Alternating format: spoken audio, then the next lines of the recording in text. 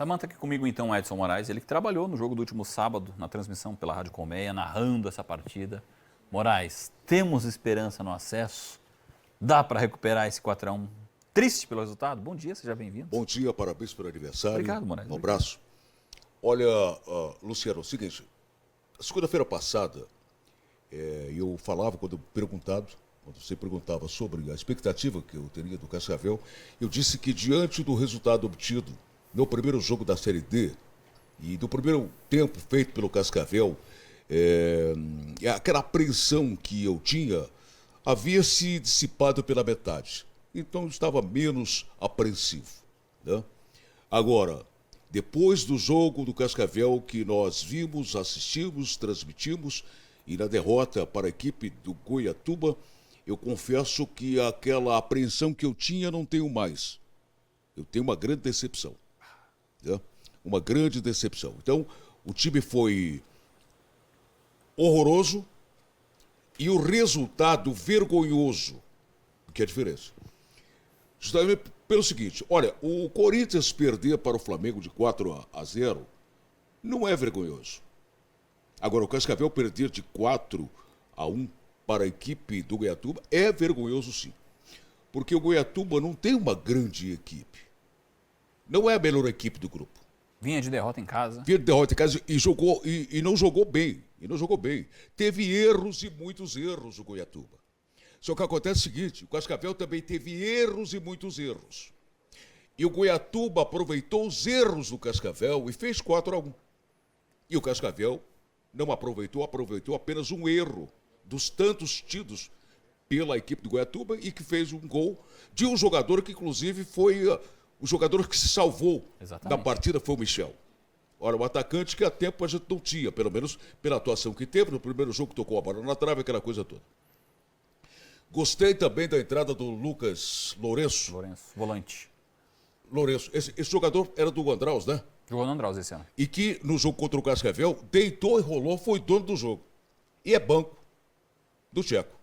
Então a gente precisa explicar isso aí. Aliás, o Tcheco precisa explicar essa situação. Uma outra questão, o meio de campo do Cascavel não foi combativo e muito menos criativo. Foi horrível o meio de campo do Cascavel. Horrível. Sem nenhuma criatividade. E sem nenhuma combatividade também. Até porque o time do Goiatuba, com a sua humildade, conseguiu não surpreender. Conseguiu envolver esse meio de campo do Cascavel. E a zaga do Cascavel? Nossa. Horrível. Aí vem outra coisa que é a resposta do Tcheco. O Dadalt que entrou, nos parecia um jogador, sabe, mais centrado. Eu gosto de ver um zagueiro jogar de cabeça erguida. Acho isso fantástico. O domínio daquele setor. O Tyson não é o jogador que tenha me convencido, inclusive para ser titular da equipe do Cascavel. Então, e o Cascavel teve erros táticos no jogo. As alas, no sentido, na linha defensiva do Cascavel, os alas do Cascavel, bom, o Libano foi um atacante, chegou a ser ponta esquerda durante o jogo. E aquele setor do Libano foi coberto por Giovani.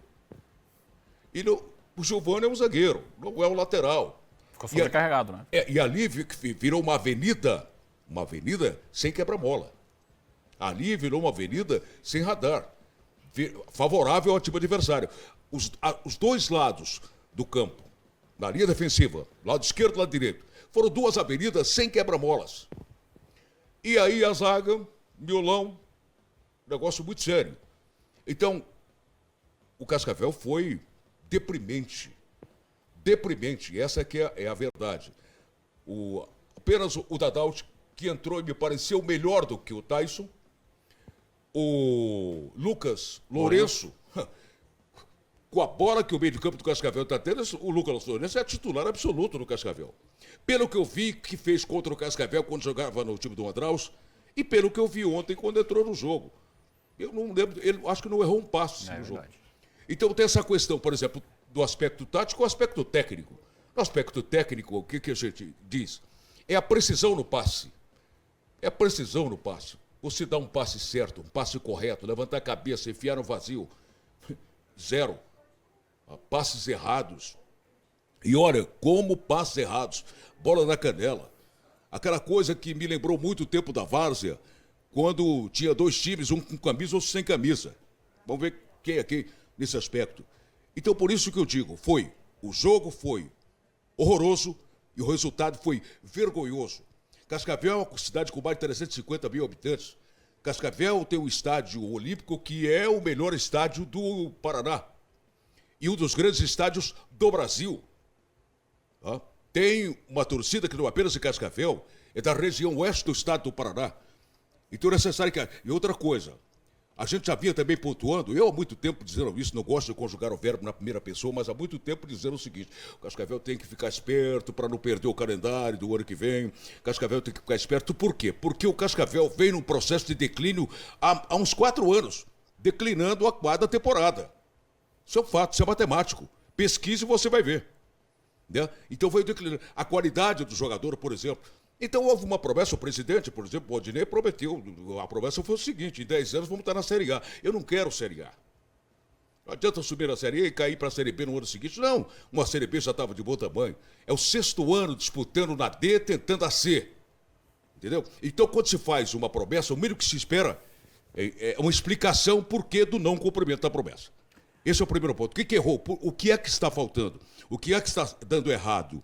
É a planilha de gastos, tem que contratar jogador, olha só os gols do adversário. Olha o lado esquerdo. Nas costas do Paulo Vitor, né? Olha o lado esquerdo. Pá, caixa.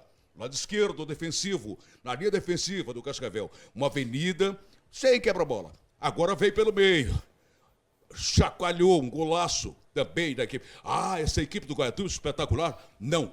A equipe do Goiatuba foi cirúrgica. Né? Olha lá, outra. Agora pelo lado direito, que houve o cruzamento.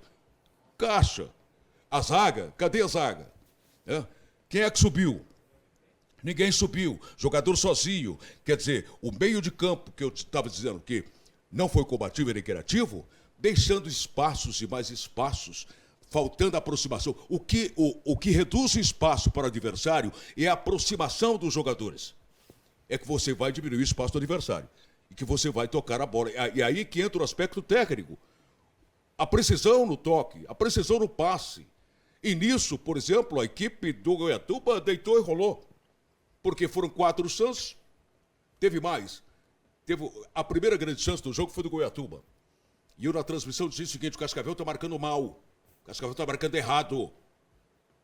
E aí, pouco tempo depois, aí aconteceu o gol, numa falha incrível, numa falha varziana da equipe do Goiatuba, que o Cascavel aproveitou bem, uma jogada lá da esquerda, que foi pro meio, com o Michel se apresentando muito bem, e teve outras oportunidades o Michel. Foi o único jogador que demonstrou alguma situação de levar perigo contra a meta adversária, em termos de movimentação, fazer a parede, fazendo muito bem. Foi o único jogador. Né? Do meio de campo, de volta ao meio de campo. O Josiel também teve uma partida, digamos assim, razoável, né? Mas apenas razoável. Agora, o meio de campo foi horrível e a zaga foi horrível. Horrível. Foi horroroso. E isso é que resultou nesse placar vergonhoso que o Cascavel teve. Então, na verdade, é o seguinte. Agora saiu o diretor de futebol, que é responsável por contratações, essa coisa toda. Agora, é necessário se saber o seguinte. Nessa planilha de gastos, o que é posto como teto e piso para a contratação de jogadores? Primeiro ponto. Segunda questão. Olha, você não vai querer que um Fusca corra com a Ferrari, meu amigo. Se a Ferrari estiver de ré, vai passar o Fusca. Entendeu? A Ferrari é mais cara do que o Fusca. Então tem esse tipo de coisa, que é para o torcedor saber o que está acontecendo. Por que é que há essa derrocada toda no Cascavel? O produto do Cascavel não é a categoria de base, não é... O produto do Cascavel é o time profissional que joga no Estádio Olímpico Regional e que é o produto e a vitrine do Cascavel é essa. Entendeu? Então é aí que tem que ser investido, aí que tem que se investir. Agora, não dá para investir? Então tá bem, explica, não dá para investir. Não temos como investir, não podemos investir, pronto, acabou. Eu, por exemplo, o meu pacote de ilusão em relação ao Cascavel, eu já coloquei no porão faz tempo. Então não estou desiludido, não. Estou apenas decepcionado. Esse é o fato. Pergunta ao torcedor se ele também não está decepcionado. Pergunte ao torcedor do Cascavel. Eu tenho certeza absoluta que os integrantes do quadro diretivo do Cascavel também estão decepcionados. É impossível que não estejam. Agora, o que é que levou? Qual é a causa da decepção? A decepção é o efeito. Nós queremos saber a causa. É isso que precisa ser explicado. Não para o Edson Moraes, não para o Luciano Neves, para a Samanta. É para o torcedor. Quem precisa de uma explicação, quem precisa de uma informação é o torcedor. A informação que a gente tem é que o diretor de futebol saiu. Aí eu lembro, vou citar aqui, porque nós estamos aqui num programa altamente democrático, e eu sempre cito isso, né? Cascavel foi campeão em 1980. É evidente que as coisas mudaram no plano econômico em todos os sentidos, mas a gente tinha quem conhecia de futebol e tinha autonomia para desenvolver o futebol. Darcy Casagrande, o Tchê. Vou colocar aqui nessa pauta o Tchê. Foi diretor de futebol do Cascavel. E tem mais outro detalhe também interessante. Aí eu vou me reportar ao falecido Vicente Mateus, presidente do Corinthians. Essa coisa de saber da vida do jogador, eu quero saber se o cara joga bola. Eu quero saber se o cara joga futebol. Eu quero saber se o cara vai representar o meu time dentro do campo. Não para casar com a minha filha. É assim que dizia o Vicente Mateus, e é mais ou menos por aí o negócio. Se responder dentro de campo, está de bom tamanho. Tá? O Neymar, que tem problemas terríveis fora de campo e tal, mas quando ele estava em campo, esse é o Neymar. Evidentemente que o problema fora de campo terminou bagunçando também a cabeça, aquele negócio todo, e já não é mais o Neymar. Para mim, inclusive, é jogador de futebol. Mas estou dizendo o seguinte, que o jogador de futebol, eu vou contratar o jogador de futebol, é para jogar pelo meu time, entendeu? Jogar pelo meu time, ser disciplinado, evidentemente, mas jogar pelo meu time, não é para casar com a minha filha, não. Ele faz uma temporada 12 e depois vai embora. Então são coisas que a gente tem que colocar na pauta da discussão, do debate, do questionamento. No mínimo isso.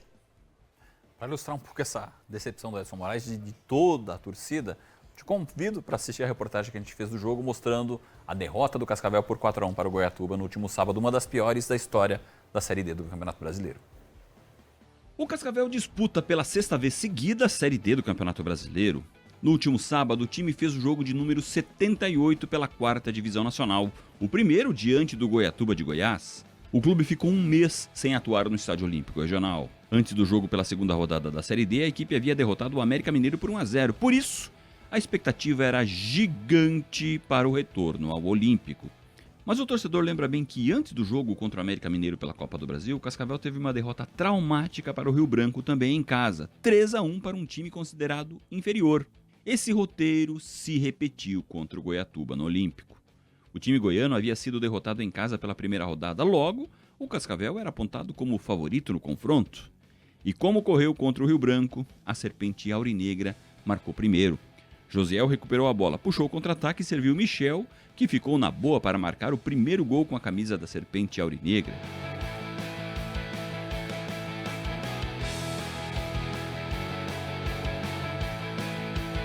Mas, para desespero do torcedor cascavelense, o gol de empate do Goiatuba foi muito parecido com o gol do Rio Branco.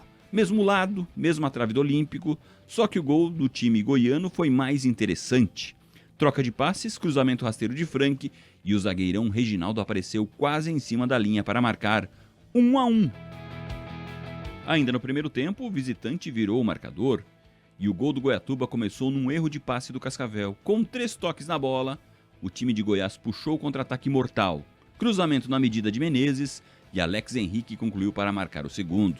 O Cascavel foi para o intervalo sob um misto de vaias e aplausos. Mas quem aplaudiu mudou de opinião no segundo tempo. Isso porque a situação da Serpente Aurinegra só piorou. O Goiatuba recuperou a bola quase na linha do meio-campo e armou um novo contra-ataque. Thales foi acionado no comando de ataque e soltou a bomba da entrada da área.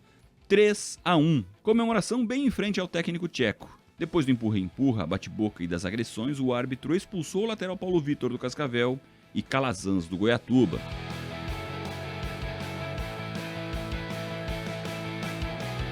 Só foi o jogo recomeçar que o Goiatuba encontrou tempo para mais um gol.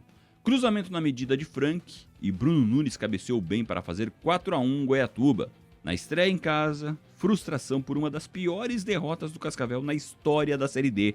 Esse resultado deixou o time cascavelense na lanterna do grupo A7.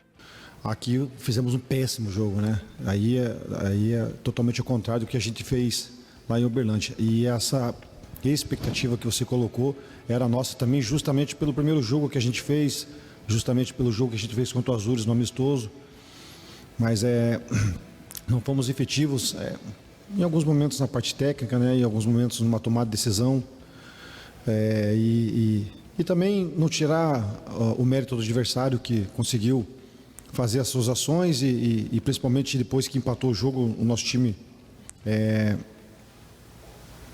se perdeu um pouquinho no raciocínio para se organizar e aí eu tenho culpa nisso, particularmente porque a gente tem que tentar orientar os jogadores na medida do possível nesse aspecto.